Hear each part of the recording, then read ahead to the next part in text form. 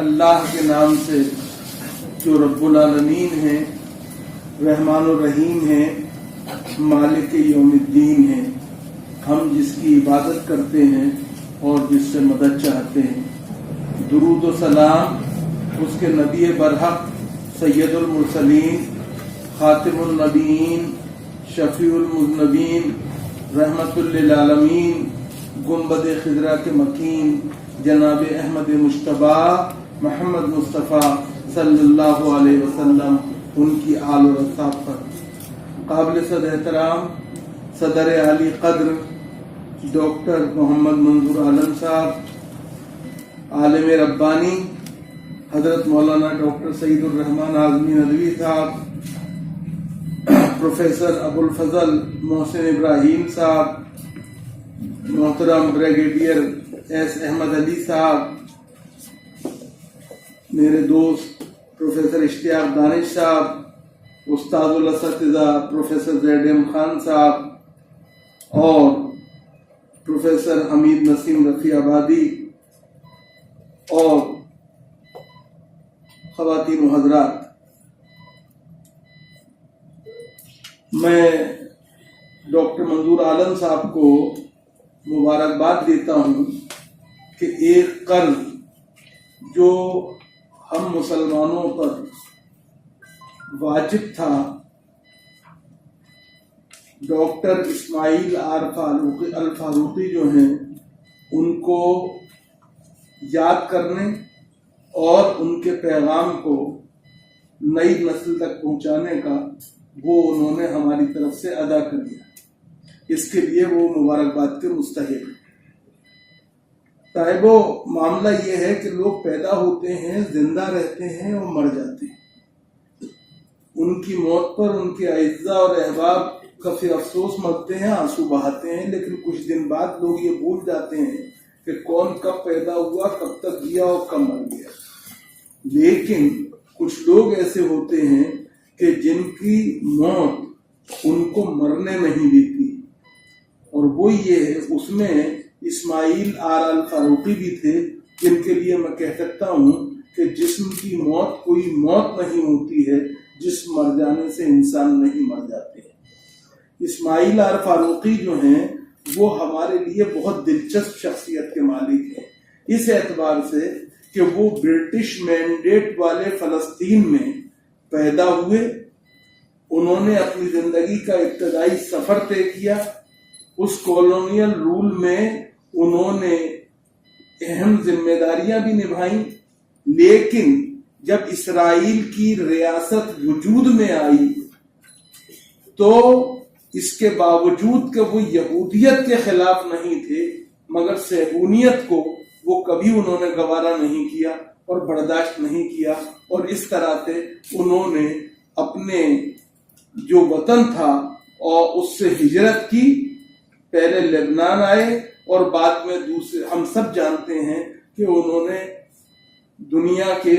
مختلف حصوں میں تعلیم بھی حاصل کی، اور دلچسپ بات یہ ہے کہ وہ جہاں بھی رہے انہوں نے حصول علم سے اپنا رشتہ نہیں توڑا، چاہے وہ بیروت میں رہے ہوں، چاہے وہ قاہرہ میں رہے ہوں، چاہے وہ امریکہ میں انڈیانا میں رہے ہوں، اور کہیں پر بھی وہ رہے ہوں۔ انتہا یہ کہ جب وہ میکگل میں ایک اہم پوزیشن پہ تھے تو بھی انہوں نے کرسچینٹی اور جوڈائزم کے بارے میں جو معلومات حاصل کی، جو انہوں نے علم حاصل کیا، وہ ہمارے لیے، خاص طور سے ہماری نئی نسل کے لیے جو حصول علم میں لگی ہوئی ہے، وہ ایک آئیڈیل کی حیثیت رکھتے ہیں۔ ان کے یہاں ان کے بارے میں ایک بات بہت مشہور ہے، اور وہ کسی حد تک صحیح بھی ہے، کہ وہ عروبہ یا عرب ازم جو ہے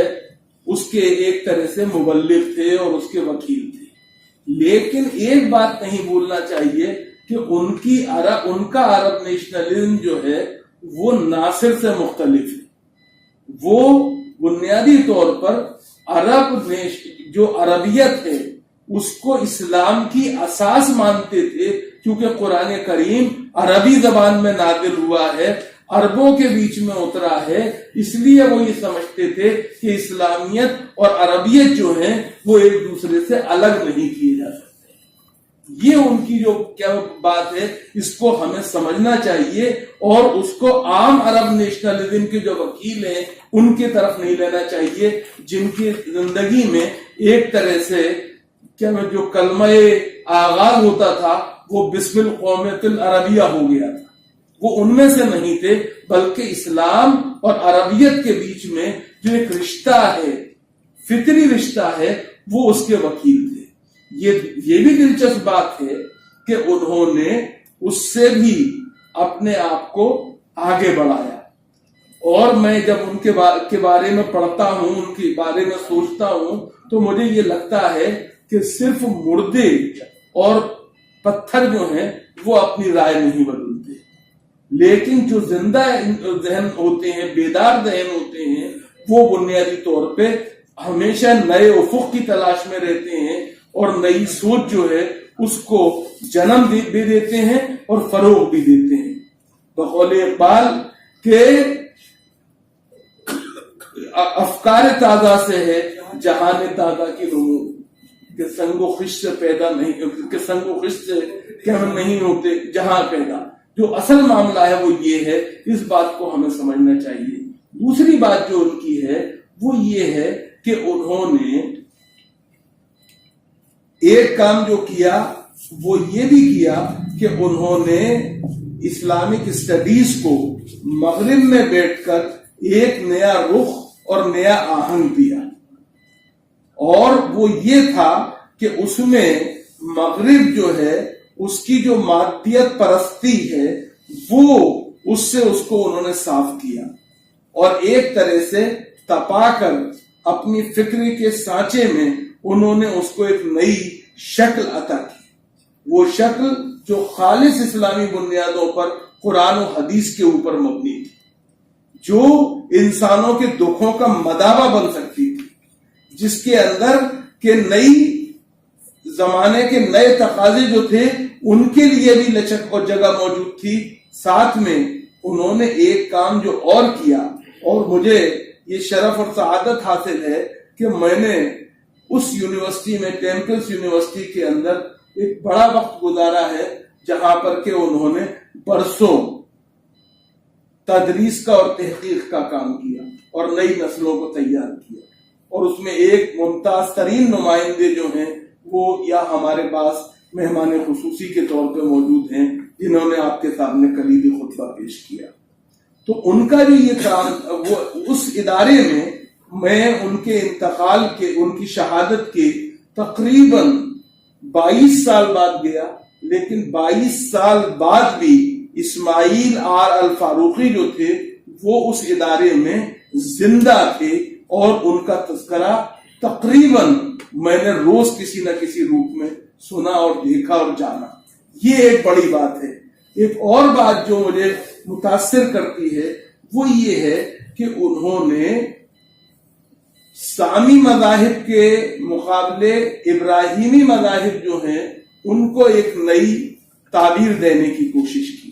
ان کے درمیان جو مشترکہ اقدار ہیں ان کو انہوں نے تلاش کرنے کی کوشش کی، اور ایک طرح سے وہ ایک نئے عہد میں ایک نیا الائنس ایسا تیار کرنا چاہتے تھے کہ جہاں مشترکہ اقدار کے ذریعے دہریت کا، مادیت کا مقابلہ کیا جا سکے، اور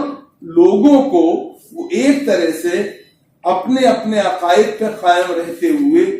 اچھائی کی طرف جانے اور برائی سے بچانے کی کوشش ہونی چاہیے۔ یہ کام ان کا غیر معمولی تھا۔ اس کے لیے انہوں نے توحید کو ایک طرح سے ٹول کے طور پہ، عقیدے کے طور پہ اور ٹول کے طور پہ رکھا، اور اس کی بنیاد پر لوگوں کو جمع کرنے کی کوشش کی۔ ان کی ایک خوبی اور ہے جس سے کہ ہم سب کو سبق لینا چاہیے کہ ہمیں فرق کرنے کی عادت ڈالنی چاہیے۔ یہودیت سے انہیں اختلاف نہیں تھا، لیکن صہیونیت کے وہ خلاف۔ یہ بات بہت اہم اس لیے ہے کہ ہم جس دنیا میں جی رہے ہیں ہمیں اس میں ایک بات کو تسلیم کرنا پڑے گا کہ مذہبی تکثیریت جو ہے اس دنیا میں خدائے بزرگ و برتر جو ہے اس کی مرضی اور منشا کے بغیر ممکن ہی نہیں ہے. اور اسماعیل آر الفاروقی نے اس بات کو سمجھا اور انہوں نے اس بات کو اپنے لیے ضروری سمجھا ایک دائی کے طور پہ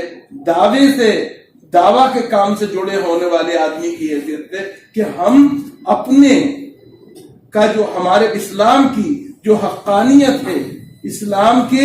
اندر جو انسان دوستی ہے، اسلام کے اندر جو خدا پرستی ہے اور خدائے واحد کی پرستش ہے، اور وہ جس طرح سے ایک طرح سے انسانی اخوت کی بات کرتا ہے، مساوات کی بات کرتا ہے، اسے دنیا کے سامنے پیش کرے. وہ جیسا کہ ہمارے دوست اشتیاق دانش نے شروع میں ان کا تعارف کراتے ہوئے کہا تھا، وہ بنیادی طور پہ زندگی کے جو آج کے مسائل ہیں اس میں ہم کس طرح سے اسلام کی بہتر، روشن، مفید اور مثبت پیغام کو اور رول کو دنیا کے سامنے پیش کر سکتے ہیں، اس کو اسماعیل فاروقی نے اپنی زندگی میں ایک مشن کے طور پہ بنایا. مجھے ڈاکٹر منظور عالم صاحب کو مبارکباد دیتے ہوئے ایک بات اور کہنی ہے. ہمارے دور میں جن 3 ناموں نے ہماری دانشوری کو نیا رخ دیا ہے، نئی زندگی دی ہے، نئی توانائی دی ہے، حقانیت پر مبنی پہ علمی رویے کو عام کیا ہے، ان میں ایک شہید اسماعیل آر الفاروقی تھے. دوسرے کا نام جو تھا وہ ہم سب جانتے ہیں، وہ اورینٹلزم والے ایڈورڈ سعید تھے، اور تیسرا نام جو ہے وہ نوم چومسکی کا ہے. میں سمجھتا ہوں کہ اسماعیل آر